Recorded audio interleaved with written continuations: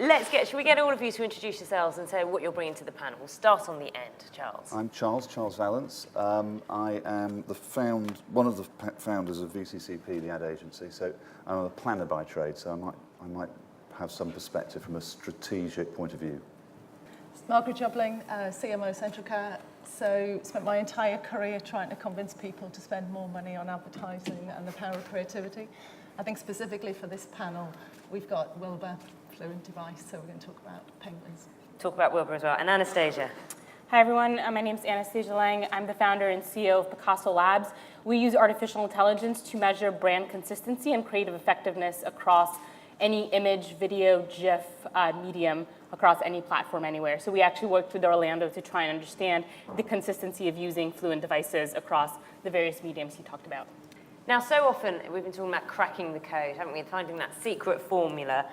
So this session is all about the practical lessons that you can learn and picking these guys' brains as well to get to that code cracking moment. So Charles, let's begin with you. So you're founder of the agency that's responsible for the O2 bubble, the Generation EasyJet, and for better or for worse, the meerkats. Yes. Yes. Yeah. How did these come about? Well, there isn't a formula, I'm afraid.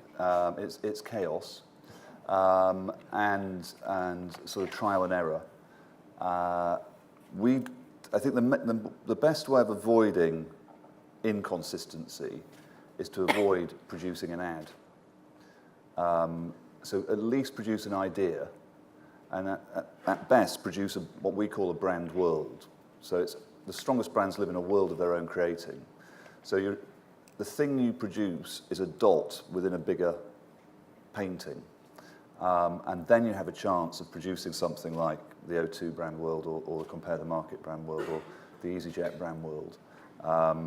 So you have to see yourself as the individual task is a very small part of a much bigger process. And I think inconsistency and fragmentation often happens when people think the thing they're working on is the be-all and end-all. It never is. And Margaret, you had Wilbur, well, British Gas had Wilbur the Penguin. Can you give us the background kind of on how moving from a campaign without one of those fluent devices behind it, perhaps, to one with, and how it was briefed, how it came about, who approved it, et cetera, et cetera? Yeah. So I would love to say there was a huge amount of semiotic work that got into the world of a penguin. Not true. Actually, we had a campaign which was running since 2009, Planet Home, I don't know if you remember, but it was all about your home as your haven and the role we play is looking after your world. So it was an animation style. So we've been talking about how we're going to evolve the campaign, and then at the end of 2015, we created an execution which had penguins in it. This is how strategic it was. And actually, we saw the best engagement and consideration that we've seen for quite some time. And when we there's something about British culture and animals, I think it's fair to say. And then when we unpacked it, actually a lot of it was the character from the penguin. So we then looked at where else could we take the penguin and actually created the next piece of evolution of that campaign was Wilbur. So we didn't give birth, not literally, but we created the next execution which had Wilbur in it. And then it sort of went from there, actually. I think there was a piece around, we debated for hours, does he wear the same clothes? Is he like Paddington Bear?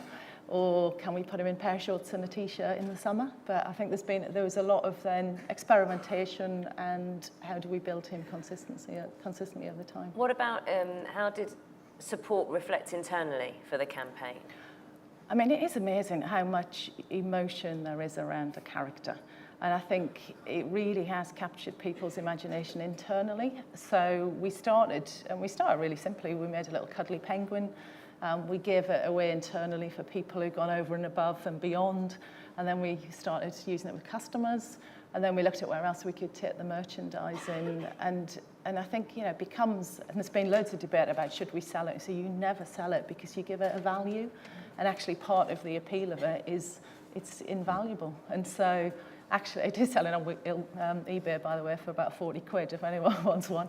But it does, it really is something that people can get behind and they get engaged. And we've started competitions around what do you call his niece and his nephew. And so people bake cakes and it goes on and on and on. Anastasia, thinking about this from an AI perspective, facial patterns, what work do you do to identify what's effective, what isn't, what appeals, and the roles of visual intelligence? Yeah, absolutely. So what we do is our system basically cues any visual asset for over 100,000 visual attributes. They can be obvious things like, are there people in the image? Are they men or women? Are they smiling? What are the objects? What's the setting, et cetera. They can also be custom things like learning to recognize a fluent device like Wilbur the Penguin, because an untrained system will never recognize that as such unless you train it to recognize it as such. So the first part of what we do is we basically take any asset that a brand has and we analyze it for thousands and thousands of visual cues that are contained in that asset, whether that's frame by frame for a video or a TV spot or simply a static image. And then we take that visual metadata that we create, and what we do is we combine it with real-time performance data. Now, real-time performance data can vary from everything from brand lift and brand recall to clicks, conversions, likes, engagement. It really varies based on the type of goal that a brand or an advertiser has and types of questions that they're trying to answer. And then the magic comes in when you actually fuse these two things together. And so what starts to happen is you start to be able to see what are the visual cues that are statistically significant at actually either positively or negatively changing some of the KPIs that you care about. So every time Wilbur the Penguin is on screen, does your video view through actually go up? Does your attention rate actually go up? And you start to be able to see significant differences based on the presence of these hundreds of thousands of visual attributes. Now, technology was at a point where you couldn't have done this about 5 years ago. We've come quite a long way in computer vision. But now, actually, we can take this amount of metadata that you guys actually already have, it just sitting buried in your creatives, and combine it with performance and try and find these patterns and understand when it comes to our customers, what's resonating. The one level deeper you can go into this is oftentimes we talk about, especially with things like television, we talk about global or mass effectiveness. But now we have so much audience data as well, so we can start to see what are the visual cues that resonate with women but not men? What are the visual cues that resonate with your 18 to 24-year-old segment versus your 55 to 65-year-old segment? And the premise in this, for psychology at least, is age-old. I studied psychology at university, which is that we will respond differently to visual cues based on who we are. We've never really applied that to advertising until now. But basically, we're melding these three data sets together. What surprises you from what AI identifies and general human instinct? Well, what surprises me is more about the fact that every organization that we've worked with, and I should caveat to say this, most of the brands that we work with are in that Fortune 500 segment. How many creative myths are held within an organization that are not backed or supported by facts, right? So I'll give you one example, and I won't reveal the company. We often can't share the results because they become sort of proprietary and a competitive advantage to the company we work with. But one of my favorites and the most poignant was a big CPG company that has a $1 billion hair care brand. And so we were in a room with 50 plus marketers, and we tried to, with a question we asked them, we always try and have them guess before we reveal the results to see what does the internal folklore say versus what the data says. And so we said, do you guys think hair color makes a difference to performance, the hair color of the model? And they said, absolutely, it's very important. We always talk about the model's hair color. So we said, great, what do you think is the best performing hair color for you across, I think we analyzed about 12 different markets for them. And over 90% of the room raises their hand for redhead, which is really interesting, right? So we thought, okay, why do you think redhead is the best performing hair color for you? And all of a sudden, you hear all these explanations, right? It's the most unique hair color. It's the most rare. It's visually the most, it pops the most relative to, blonde or brown or black. However, when we look at the data, redheads were the worst performer in every market except for one. So when we dug deeper and tried to understand why is there consensus among 90% of marketers who work on this brand in and out, when we found out was that basically there was a creative director who always insisted on hiring redheads for the photo shoot. So basically some guy with a redhead fetish influenced the way this brand thought about its effectiveness. And again, it sounds like I'm picking up this one brand, and I'm really not. We see this over and over and over again, where these myths and folklores are deeply embedded, and our job is to kind of come in and say, yes, that's backed up by your audience data, versus no, that really isn't the case. It's still then up to you whether or not you want to use it, but now there's actually data to show, is this working or not? That's really interesting. Oh gosh. Anyone who's a redhead, I'm sure you're fabulous. Charles, let's talk about how fluent devices are interpreted now. Is there a snobbery around using them? Is there a trend towards using them? We were hearing from Matt earlier, Matt Lucas, saying, actually go against the trend. If you see everything's working one way, try to be different. Yeah. I think there are less of them, I understand. That's the information. I do agree, as soon as you see groupthink, think the opposite. That's certainly been my policy throughout my life. We clump together in orthodoxies, and that's seldom a healthy thing to do. We're gripped by a lot of orthodoxies at the moment, both socially and in our industry. But I don't know. Yes, I think it depends how you define a fluent device. I don't define it as a mascot. It might be.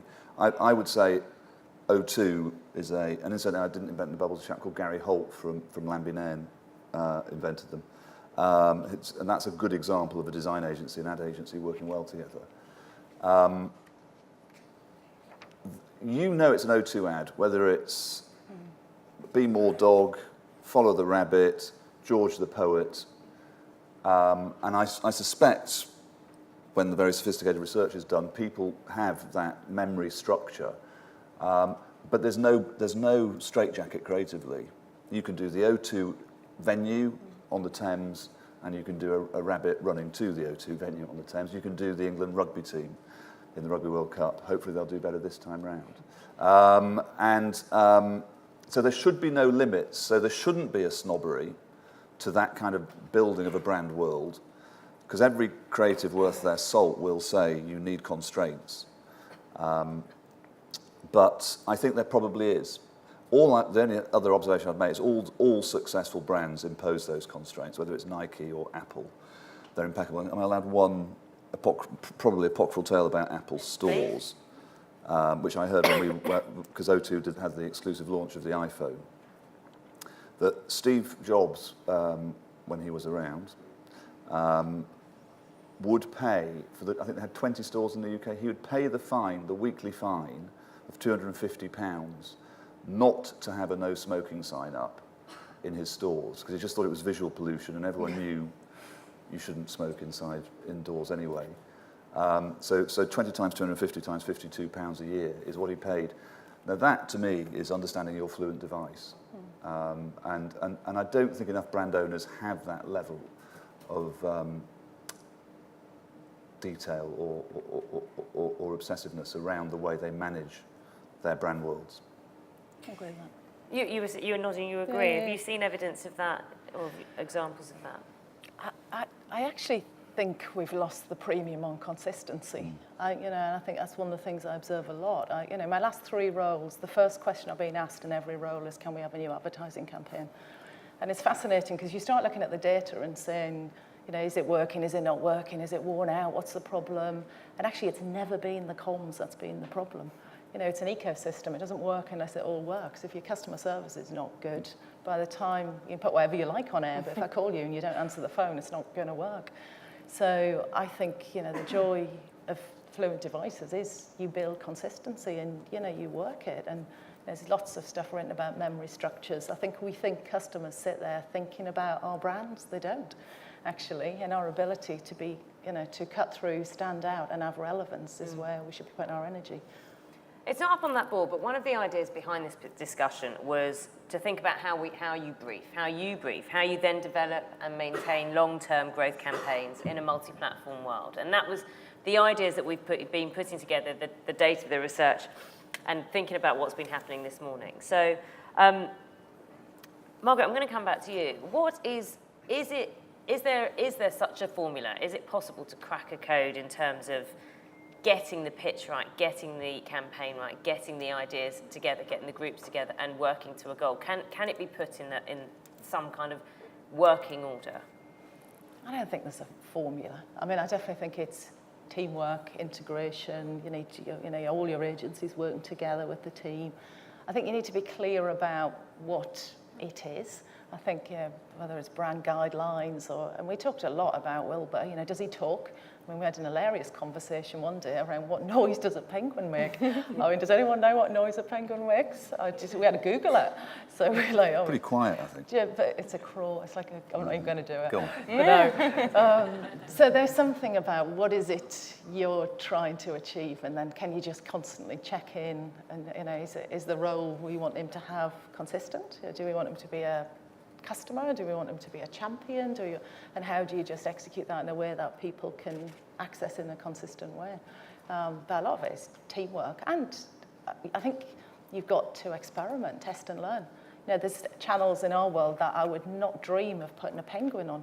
If you send someone a British Gas energy bill, the last thing they want is a little Wilbur popping up on the corner to say you owe us £100. So there's some stuff where it's actually completely inappropriate, and I think you need to understand message, channel, customer, and where it works and where it doesn't work. How did you play the risk with the meerkats? I mean, I asked this question to Matt earlier about how do you know when a character is not so much familiar but just downright annoying? He's, again, I'll do a disclaimer because I'm not involved with Compare the Market at all. I don't know how annoying he is, actually. I think he probably polarizes, but certainly there's a great fondness for him, which is why he's been going so long. But it was about getting it right. I do remember observing the pitch process and how he spoke to the levels of detail. How he spoke, what accent he had. There was a number of things that made him more plausible, more or less plausible, and that the British public might accept the toe-curling pun. And you must annoy people. We live in a world that's trying to make everyone mediocre and innocuous and knock all the edges off us. But your greatest enemy is indifference. So if you don't polarize, forget about it. You've gone into work that week and done something that no one notices. Well done. The only thing I worry about when I produce a piece of work is and especially in research, is will some people dislike it? I know it seems an odd thing, but I've just worked out that you need to create some interest and get some traction with your ideas. I have this idea that one of the ways to do it is to develop an enemy and have brand detractors. So if you don't have an enemy, create an enemy. So that you've got something to fight against, you've got a point of view. And a lot of the work we produce often ends up with a brand detractor because we need to find a point that will force people to take a side slightly. We have far too much communication. We absorb too much information. So be interesting. And if you're interesting, not everyone will find you bland. Anastasia, what does the future of briefing look like now? AI, artificial intelligence, is embraced. It's not ignored. It's not seen as a fad. It is part of what we do. I think there's a lot more talk about artificial intelligence than actual understanding about artificial intelligence. Same thing goes. One of our board members likes to say, when you talk about machine learning, there's machines and there's learning, but it's not always clear it's the machines that are learning. And I think that's sort of the level of that we tend to see with artificial intelligence. But I think that the perception tends to be that artificial intelligence will replace creativity. And I think nothing could be further from the truth. I think, in fact, creative jobs are some of the safest jobs when we see the rise of artificial intelligence. However, what we think will happen and should happen is that briefs will become or artificial intelligence data will give you a foundation on top of which a brief can be built. I think creatives now, when they go into a room, tend to have the least data at their arsenal, which is why folks who have more data, whether they're in research, data analytics, whether they're on the media side, et cetera, tend to have the power to dilute or saturate those creative ideas because the creatives don't have the data to fight back. And so oftentimes we think about this as, can we level the playing field by giving creatives the ability to say, look, this is not just my gut, my intuition, my judgment. Here's the data that proves that this creative direction could be something very powerful for a company. Let us take the idea and put it on creative steroids and see what will happen from there. So we think about it as sort of leveling the playing field that's currently happening in the overall marketing industry. Margaret, you're nodding. Yeah, I agree. I actually think data will power creativity in the future. I think it will point the laser in the right direction, then creative will do their work. I think the premium will increasingly be on creativity. Yes. But I think we'll be using data in a much smarter way to help understand, what customers want, what they're interested in, and then how to use that platform to creatively springboard off. But I don't think it will be prescriptive, right? I don't think it will be. I think we're dead if it becomes That's prescriptive. right. That's if it's, right. Yeah, And we creativity see by that, numbers. I think yes. we're all dead.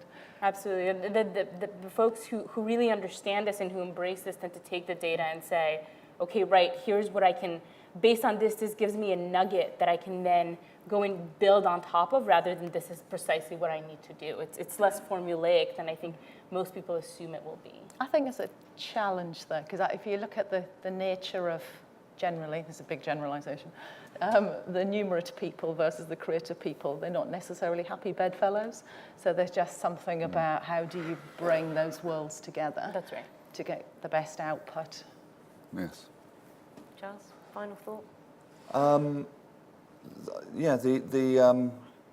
I think it is very difficult to, nearly all good ideas form a new synapse. I think it's a connection you haven't seen made before. There's a satisfaction, there's an intellectual satisfaction, a physiological satisfaction from it.